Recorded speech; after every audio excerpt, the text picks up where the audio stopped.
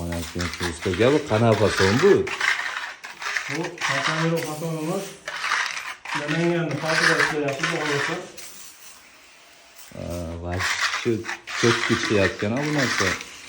O'g'lisi hozir pardozni qilyapti. Bitgandan keyin eksplor jemshuklar tutib, cho'tkilar bitirib beramiz. Polirovkasi bo'ladi. Bu ustidan hozir yana bitta polirovka bo'ladi-ku. Polirovka qilib turib, keyin eksplor jemshuk tutib beramiz. O'g'lisi cho'tka chiqadi. O'zi akada ko'rishdan mumkin mana bu jemshuk yo biransa bo'lgan yo'q, faqat pardoz bo'lyapti. Shuni o'zi ham bilish, va shu cho'tki. Loy qaydiki aka bu? Qaysi loy ishlatyapsizlar? Aka biz faqat Qo'qonda moviy loyni ishlatamiz. Bizda brend shu loy. Moviy. Moviy o'g'lisi effektlar yaxshi.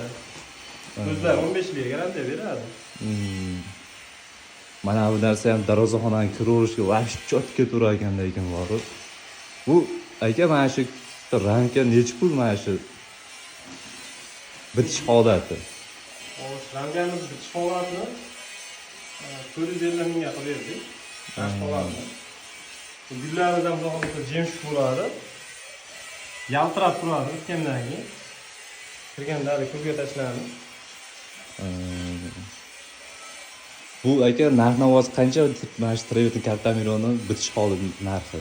Xo'sh, vodiyga 110 mingdan qilib beryapmiz. Toshkentdan tepalariga sal qo'shiladi, demakki o'ziga yarasha rasxodlari bor. Vodiyga 110 mingdan materiallar ichida, hamma yo'q ichida bitirib beryapmiz. Bo'ldi.